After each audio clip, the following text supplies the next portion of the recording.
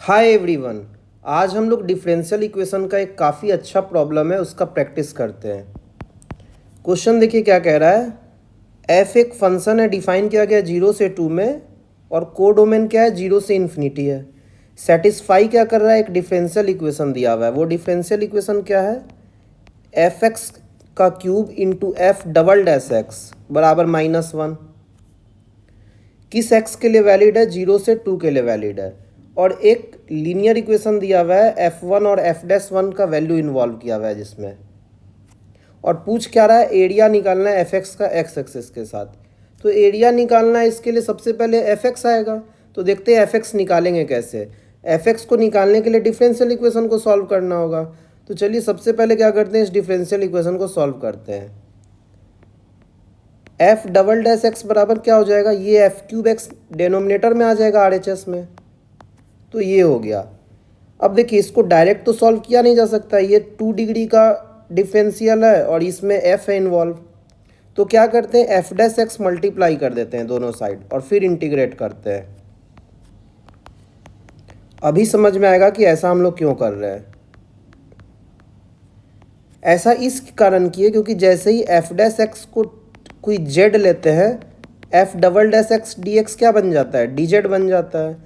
तो ये हो गया जेड और ये हो गया डी जेड।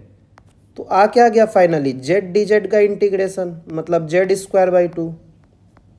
वैसे इस वाले इंटीग्रल में क्या करेंगे, एफ एक्स को कोई जेड लेते हैं या टी ले लेते हैं। चलिए टी ले लेते हैं। तो एफ डैश एक्स क्या बन जाएगा, डी एक्स डी टी बन जाएगा।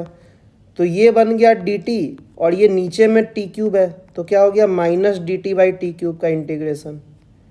ये क्या होता है, -t⁻³ हम लोग पढ़ रखे हैं कि x⁻n का इंटीग्रेशन होता है x⁻n+1/n+1। तो t⁻³ का क्या होगा, t⁻²/-2 और आगे लगा हुआ है माइनस। तो ये फाइनली हो क्या गया 1/2t²। तो हम अभी तक क्या काम किए, इधर वाला जो इंटीग्रेशन था वो आया था z²/2, और z क्या चीज़ है, एफ डैश एक्स। तो हो गया एफ डैश एक्स का स्क्वायर/2 बराबर, यहाँ वाला इंटीग्रेशन आया 1/2 टाइम्स t², और t क्या चीज़ है, एफ एक्स है। तो ये हो गया एफ एक्स का स्क्वायर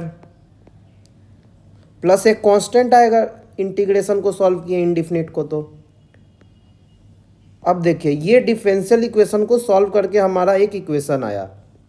वैसे तो ये भी एक डिफरेंशियल है क्योंकि इसमें एफ डैश इन्वॉल्व है। अब देखिए क्या कह रहा है, इनिशियल वैल्यूज दे रखा है कि f'1 प्लस f1 क्या है, 1 है। और क्या दिया हुआ है कि -f'1 ये वाला इक्वेशन प्लस f1 क्या है, 1 है। तो दोनों को जब हम ऐड करेंगे तो क्या आएगा, 2f1 हमारा 2 आ जाएगा। इससे क्या पता चलेगा कि f1 1 है। अब जैसे ही f1 को 1 यहाँ पुट कर देंगे, f'1 क्या निकल के आ गया, 0 आ गया।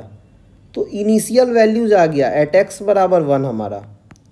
f1 कह रहा है 1 है और f'1 0 है। ये इस कारण निकाले क्योंकि इसके निकालने से क्या आ जाएगा, अपना c कांस्टेंट आ जाएगा। देखिए इसमें पुट करते हैं x बराबर 1, तो यहाँ क्या हो गया, f'1 का स्क्वायर/2 बराबर 1/2 f1 का स्क्वायर प्लस c। f'1 0 है तो 0/2 हो गया बराबर 1/2।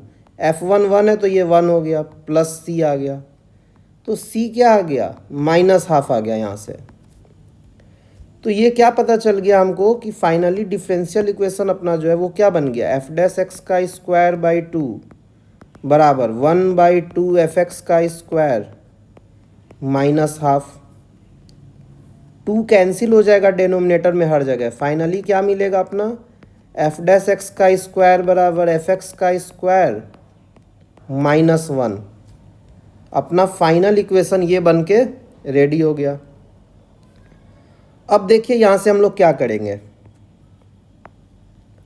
क्वेश्चन में तो कुछ गिवन इन्फॉर्मेशन है नहीं, बस कह रहा है कि f कहाँ से कहाँ है, 0 से 2 में डिफाइन है और कोडोमेन 0 से ∞ है। तो देखिए करते क्या है, चूँकि f'(x) का स्क्वायर है LHS में तो ये चीज़ ऑलवेज पॉजिटिव है। तो जो RHS है उसको भी पॉजिटिव होना पड़ेगा, तो इसको क्या बना देते हैं, पॉजिटिव बना देते हैं, और 1 को RHS में ले गए। तो देखिए 1/fx का स्क्वायर 1 से हमेशा बड़ा है, तो fx का स्क्वायर क्या होगा, हमेशा 1 से छोटा होगा, क्योंकि रेसिप्रोकल लिए हैं तो इनइक्वालिटी क्या होगा, साइन चेंज हो जाएगा। ऐसा करने से क्या पता चल गया कि fx का वैल्यू -1 से 1 हो गया। अगर fx का स्क्वायर 1 से छोटा है तो fx कहाँ से कहाँ होगा, -1 से 1। लेकिन देखिए क्या कह रहा है कि कोडोमेन कह रहा है 0 से इन्फिनिटी है, मतलब fx जो है कभी भी -1 से 0 नहीं हो सकता है। तो फाइनली अपना इंटरवल क्या आ गया fx का, कि fx जो फंक्शन है वो हमेशा 0 से 1 में होगा, यानी fx कहाँ आएगा, हमेशा पॉजिटिव आएगा। अब देखिए fx क्या आया हुआ है, पॉजिटिव आया हुआ है। यहाँ पर ध्यान से देखिए, इस चीज़ को कॉपी करके नीचे लिखते हैं, क्या है, f³ इंटू f′x -1 है। क्या पता चल गया कि fx जो है हमेशा 0 से 1 है, मतलब पॉजिटिव क्वांटिटी है। तो f′x को क्या होना पड़ेगा, निगेटिव होना पड़ेगा, क्योंकि प्रोडक्ट क्या है, -1। तो अभी हम क्या इन्फॉर्मेशन निकालिए कि f′x क्या है, निगेटिव है। अब अगर f′x निगेटिव है तो इससे क्या पता चलता है कि f′ क्या है, डिक्रीजिंग फंक्शन है। यही तो होता था कि अगर कोई fx है, उसका फर्स्ट डिराइवेटिव f′ पॉजिटिव है, तो इससे हम कंक्लूड करते थे कि fx इंक्रीजिंग है। और अगर f′ लेस देन 0 होता था तो इससे कंक्लूड करते थे कि fx क्या है, डिक्रीजिंग है। तो यहाँ क्या पता चल रहा है, f′x अगर डिक्रीजिंग है तो इसका क्या मतलब है कि f′ क्या होगा, डिक्रीजिंग फंक्शन होगा। अब f′ अगर डिक्रीजिंग फंक्शन आ गया और f′1 हम लोग निकाल रखे हैं 0 है, तो f′1 प्लस जो होगा वो हमेशा क्या होगा, निगेटिव होगा, या तो 0 होगा। ये चीज़ समझ में आ गया कि f′ क्या होगा, एक बार निगेटिव होगा 1 के बाद, क्योंकि फंक्शन क्या है, डिक्रीजिंग फंक्शन है। अगर यहाँ पर 0 है वैल्यू f′1 और फंक्शन डिक्रीजिंग है तो f′1 प्लस क्या होगा, ज़रूर निगेटिव हो रहा होगा। हम ये सब काम किए क्यों, क्योंकि देखिए यहाँ पर हमको जजमेंट लेना था। f′ का जो स्क्वायर था ना, वो क्या था, 1/fx का स्क्वायर -1 था। तो यहाँ अगर स्क्वायर है तो 2 वैल्यू जाएगा ना f′ का, एक आएगा प्लस, एक आएगा माइनस, जब रूट लेंगे तो हमको जज करना था कि कौन सा वैल्यू लेना है। तो इस कारण हमको क्या पता चला कि f′1 चूँकि निगेटिव हो रहा है तो हमको कौन सा वैल्यू लेना होगा, रूट का निगेटिव वाला लेना होगा। क्यों, क्योंकि रूट तो ऑलवेज पॉजिटिव देगा, बाहर में निगेटिव लगेगा तभी कोई निगेटिव हो सकता है। तो फाइनली f′ क्या बन गया हमारा, माइनस टाइम 1/fx का स्क्वायर -1। अब देखिए इसको आगे कैसे प्रोसीड करते हैं। ये हो गया 1 - f² अपॉन fx स्क्वायर का रूट क्या होगा, मॉड ऑफ fx होगा। अब देखिए fx हम लोग निकाल रखे थे कि 0 से 1 है, यानी ऑलवेज पॉजिटिव है, तो मॉड हट जाएगा तो fx बन जाएगा। अब इस टोटल चीज़ को क्या करते हैं, LHS में ले जाते हैं।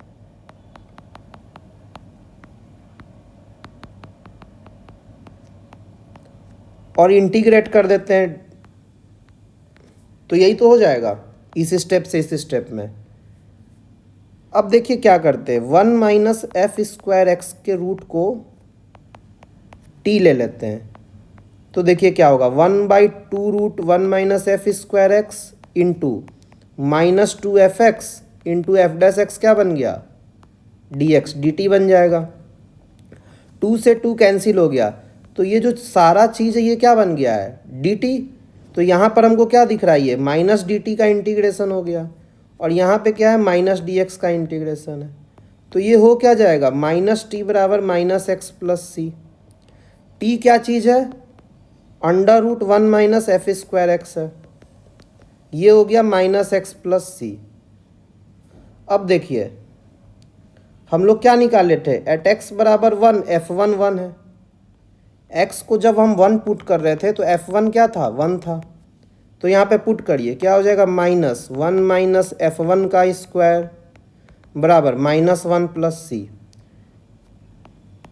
F1 1 है तो 1 माइनस 1 हो गया, यानी 0 बराबर C माइनस 1 आ गया। तो C फाइनली क्या आ गया, 1 आ गया। अब इस C को क्या करिए, यहाँ पे पुट कर दीजिए। तो 1 माइनस एफ स्क्वायर एक्स बराबर क्या आ गया, -x प्लस 1। तो माइनस क्या करते हैं हम लोग, माइनस से मल्टीप्लाई कर देते हैं, तो x माइनस 1 हो जाएगा। अब देखिए स्क्वायर करिए तो क्या हो जाएगा, x माइनस 1 का स्क्वायर हो गया ये चीज़। तो एफ स्क्वायर एक्स क्या आएगा यहाँ से, 1 माइनस एक्स माइनस 1 का स्क्वायर आएगा। तो फिर एफ एक्स क्या आएगा, दो वैल्यू आएगा, +-1 माइनस एक्स माइनस 1 का स्क्वायर। फिर यहाँ पे जजमेंट लेना होगा कि कौन सा वैल्यू को एक्सक्लूड करना है। चूंकि एफ एक्स हमेशा 0 से 1 है, पॉजिटिव क्वांटिटी है, तो आगे निगेटिव लग ही नहीं सकता है रूट के। तो एफ एक्स क्या हो जाएगा, 1 माइनस एक्स माइनस 1 का स्क्वायर हो जाएगा। ये हमारा एफ एक्स आ गया।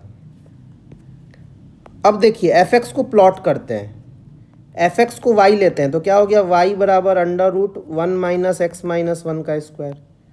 वाई का स्क्वायर प्लस एक्स माइनस 1 का स्क्वायर क्या आ गया, 1 आ गया। तो ये क्या चीज़ है, सर्किल दिख रहा है। एफ एक्स क्या था, कोई वाई था।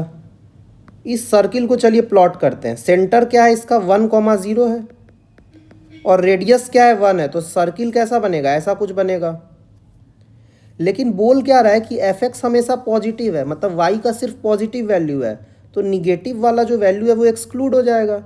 तो फाइनली अपना ग्राफ क्या आ गया, सेमी सर्किल आ गया। यानी जो वाई है वो है क्या चीज़, वाई देखिए एक सेमी सर्किल आ गया जिसका सेंटर क्या है, 1,0 और रेडियस क्या है, कोई 1 है।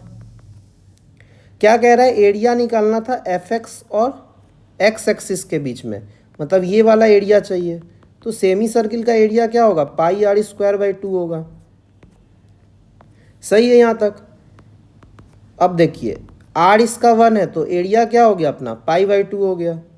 तो s का वैल्यू अगर π/2 है और पूछा क्या है हमसे, 8s/π, तो 8/π इंटू π/2 क्या हो जाएगा, √4 हो जाएगा। तो √4 कितना आ जाएगा अपना, 2 आ जाएगा। तो इस इंटीजर टाइप क्वेश्चन का फाइनल आंसर हम लोग क्या लिखेंगे, 2 लिखेंगे। ये काफ़ी बेहतरीन प्रॉब्लम था। आप लोग कमेंट में लिखिए किस चैप्टर का आप लोग इस टाइप का क्वेश्चन चाहते हैं नेक्स्ट वीडियो में।